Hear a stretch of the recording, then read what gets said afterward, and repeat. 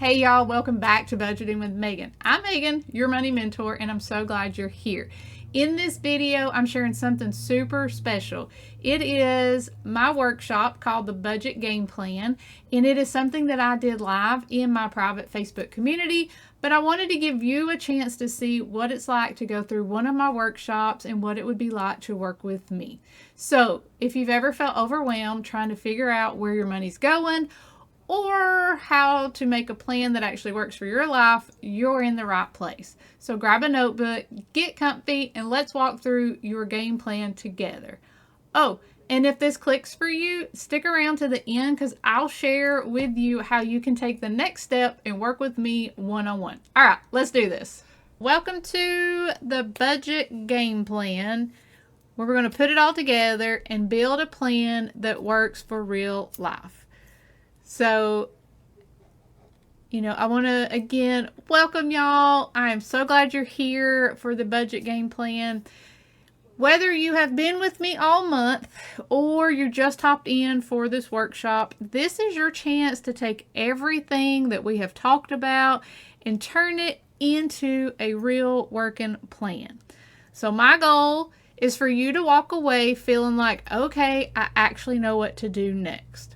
So grab a drink, get comfy, and let's build a budget that fits your real life and not someone else's idea of perfect. Y'all ready?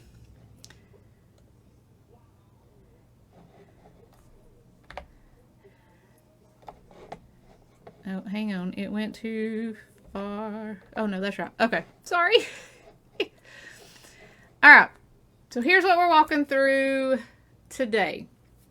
This is what I call your budget game plan, a 6-step strategy to help you make a plan that actually works.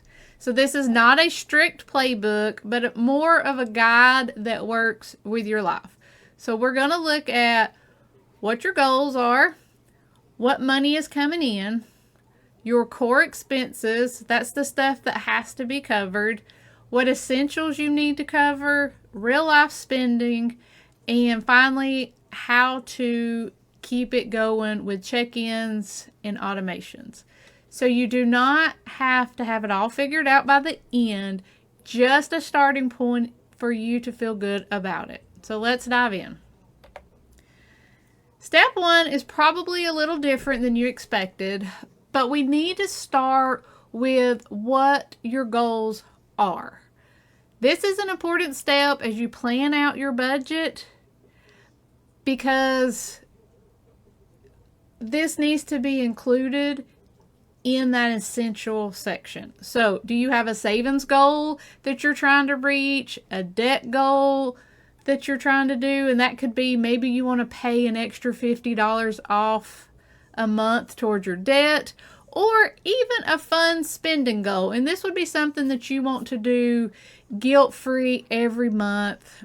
Something like maybe girls' night out every month. You want to make sure you have that built into your budget because it's important to you. Step 2. So we're going to start with what's coming in.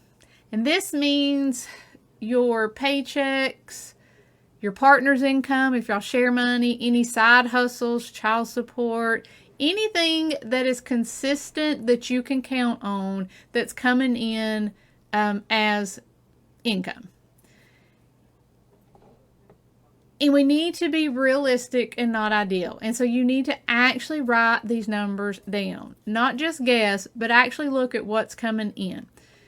If for some reason that your income isn't consistent, so let's say you're like a server. My husband was a server for 10 plus years, and so I know what it's like to not have regular income.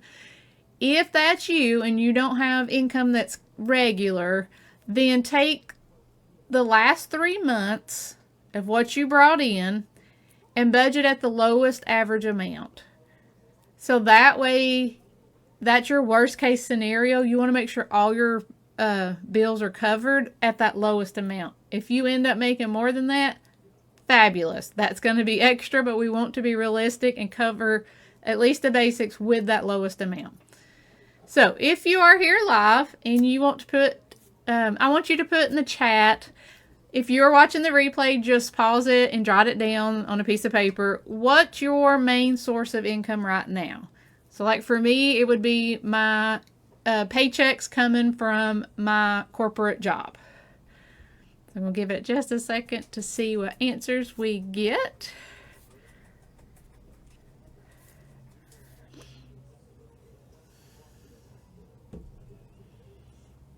And Facebook may delay the comments. So I'm going to kind of keep an eye on that, but I will keep rolling. Step 3.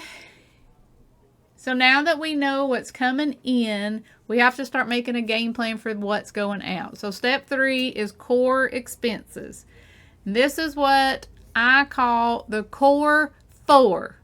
These have to be covered before anything else. So I just see that Kathy put that her main income is her husband's paycheck. So like I said, for me, it's my paycheck, but also my husband's paycheck. We do have a joint account, and then she gets Social Security. So those are 2 things that she gets consistently for income that she will account for in her budget. So what are the core 4 expenses? That's going to be your housing, which includes like your rent or mortgage, your utilities, that's your electricity, water, gas if you have that. Transportation is going to be your car payment, your car insurance, gas, or if you do public transportation, the cost for that. And then food is your groceries. Now this is not dining out. This is just groceries. This is what you need to feed your family. So the core 4 basically is the bare minimum of what you need to run your house. These have to be covered first. Once these are covered, we're going to go to the essentials, and that's step 4. So these are your needs. This start with your debt payments. That's going to be anything from credit card payments to loans, student loans, things like that. Then remember those goals that you set. That comes next because it's important to you, and so it should be a priority, and so it's put in your essentials so that you can assure that you're going to cover whatever that goal is. Other things will include cell phone, internet, anything that you need to run your house.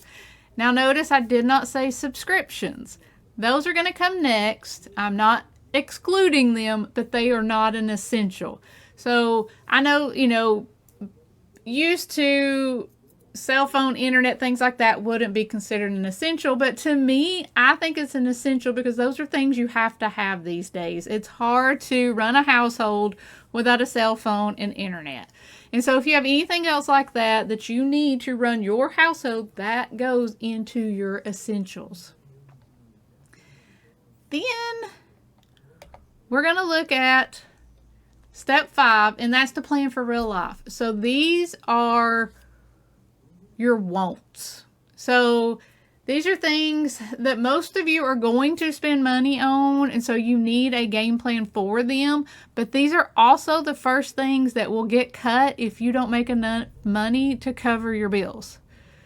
So after you deduct your core 4 and the essentials, whatever money's left over, that's what gets divided up between these categories. And for some of you, it's not going to be very much. And so you will have to put them in order of priority. So here, and these are just a few examples. Dining out, subscriptions, shopping, fun stuff, entertainment, whatever that looks like for you, because it is different for everybody. So let's say it's important that you have a pizza night every Friday night with your family. Then you need to make sure that that's covered first before you put money in, like, say, the shopping category. And that's what I mean by prioritizing these categories. And so I'm not here to tell you that you can't have streaming services, but if money is tight, pick 1 instead of 5. Your money is like a team, and you are the coach of it. So it is your job to tell the players, aka the dollars, what position they are playing. And so that is what I mean when I say, you know, we have to do these things in this, you know, in order, and you have to do them in a priority that works best for you. And then step 6 is we got to make it a habit. This will do you no good if you don't stick to it. So how do you do that? Well, you have to commit to doing the work. And this looks like weekly check-ins. Taking the time each week, if not each day, to track those expenses. And you can do that by putting it in a spreadsheet or even, you know, just jot it down in a notebook. You can't just create this budget, set it and forget it. So you don't just write down, because this is how when I first started what I thought was budgeting, I would write everything down, you know, my income, the bills, I wrote it all down. I'm like, okay, we cover, you know, we have enough. But then I never tracked anything. And so at the end of the month, when I was still broke, I couldn't figure it out. Well, it's because I was just literally making a list. I wasn't creating a budget. So part of the budget is tracking those expenses. Are you actually sticking to what you thought you were going to spend? Is that what you're actually spending? And that's what usually trips people up, is not tracking those expenses. So you're going to make sure every week you check in with your budget, that you're writing down what you're spending, and that you're staying within those limits that you set. And by doing this, that's going to help you stay on top of your budget. So, let me know in the chat what's going to be the day that you do your weekly check-in. For me, I like to do my weekly check-in usually on Mondays, because I can then, because I spend most of the money on the weekends, and so I will go do my check-in on Monday morning when I get to work, write down everything I spent over the weekend and for the past week. That is the day that I have always done it. And if you are like me and can't remember why you walked into a room, then let's look at automating some stuff. So this will help you stay on track and not be constantly thinking, did I pay the electricity bill? So I'm sure I have told this story before, I think in one of my other workshops. I completely forgot to pay our power bill one time. And so while my husband was in the shower, I was already at work, they came and cut off our power.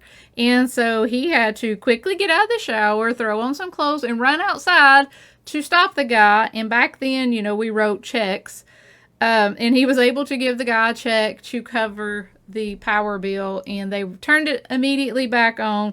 But then I had to scramble to make sure that I had the money in there to cover it. So that was a whole nother problem. But anyway, so automation, to make sure that the bills get paid, 1, on time, and 2, that they just don't get forgotten about. So you can automate what you can. Now, if you are cutting it close with how much money you make versus how much your bills are, maybe don't automate everything at once. Pick one, maybe like your mortgage or maybe a credit card payment, something, and work your way up to automating everything, because you do not want to automate everything and then not have enough to cover it and that make you go negative. So, take it step by step and do what feels comfortable to you. And then another thing that you can do, if you have a partner, make sure you're talking about your budget. If you're in it together, it makes it easier to stick to it because you're both on the same page and you're both keeping it top of mind. So let's look at a real life example so that you can see firsthand kind of how this is going to work. So what I'm fixing to show you is what is called a zero-based budget. That means every dollar that is allocated to something, Not that you spend all your money down to $0. That's not what a zero-based budget is. It's that you just allot the money. You know, if the income is $3,000, then we're going to make sure that $3,000 is allotted to something. So, in this scenario, the income is $3,000 a month. Their core four is rent's $800, utilities is $180, transportation is $700. Now let me backtrack. So the utilities, that's going to be made up of electricity is $150, water bill $30, so that equaled $180. Your transportation, that's going to be a car payment of $400, insurance, car insurance for $100, gas $200, so that's a total of $700. And then for groceries, let's say they spend $500 a month, so that's a total of $2,180. So then you go to your essentials, and so for this example, their debt is $500, so that's $300 in credit card payments, $100 student loan, $100 personal loan. A cell phone bill for $50, internet $75, and then their goal for the month was to put $100 into savings, so that goes into the essentials for a total of $725. So that means they only have $95 left to go to wants. And so I know that's not much money. So do you see why it is important to do your budget in the order that we did it? Because if you're not doing a budget and you're just spending your money without knowing your numbers, this is why you won't be able to pay your bills each month, because they don't have enough left over to do a lot of wants. So in their wants, they decided the subscriptions was $30, dining out $50, and then they put the extra $15 goes into miscellaneous. And so that is what that budget would look like. This budget would need some help in order to get those numbers down and maybe the income up. But having $95 left after paying core 4 and the essentials, it's not a lot. And that will, one emergency will wreck this budget. So that is why I say it's very important to keep up with your budget. So to recap, this was a very quick workshop. I want you to first take a deep breath. I know we went over a lot. We just built a budget game plan step by step. And here's what you did. You figured out what money was coming in. You picked your goals. You listed your core 4, which are your must-pay bills. You listed your essentials, added your flexible spending, the real life stuff. And you picked a way to keep it going, which is with your check-ins and your automation. And that's it. It doesn't have to be complicated to work. You just need a plan that you can actually follow. So I want you to pause and think for just a second. What's the one thing you're taking away from today that feels the most doable? So I'm going to give you just a second to think about that.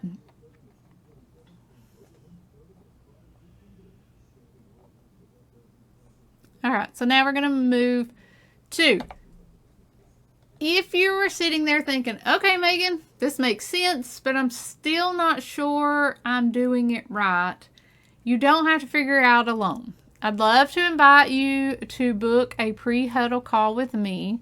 It is a free 15 to 20 minute chat where we're going to talk through your money situation and see if one of my programs or mentorship options might be a good fit. There is no pressure, no weird salesy stuff, just real help. I will not ask you to make a decision on the call. I will follow up with an email. I can't stand to be put on the spot, and I would never do that to my clients.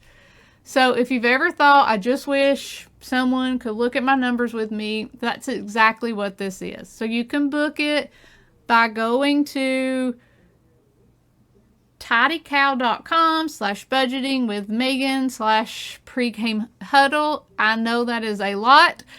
you can go to budgetingwithmegan.com and it is on my homepage. At the very bottom, you click it and can book the call. So Kathy says she's committed to checking in weekly or more frequent. That is a great place to start. That's a great commitment. That is going to be game changing for you. If you haven't been doing that already, you're going to notice a difference. And so with that, I just want you to know I am stinking proud of you for showing up today. Most people stay stuck because they never stop long enough to make a plan. But you did it, you started, and that's huge. So whether you go out and run with this on your own or we hop on a pre-huddle call and work through it together, just know this. You are not behind. You are not bad with money. You just needed a game plan that works for your life. So thank you for hanging out with me today. Go take that next small step and remember, you got this. All right, friends, you did it. I hope that workshop helped you feel a little more in control and a little less stressed about your money. If you're ready to take the next step and you want my eyes on your budget, don't forget you can book a free pre-game huddle. I mentioned it earlier, but I'll drop the link below in the description so that it's easy to find. And hey, if this helped you out in any way, go ahead, hit that like, subscribe, or even share it with someone who might need a game plan too. And until next time, keep it real, keep it simple, and keep budgeting.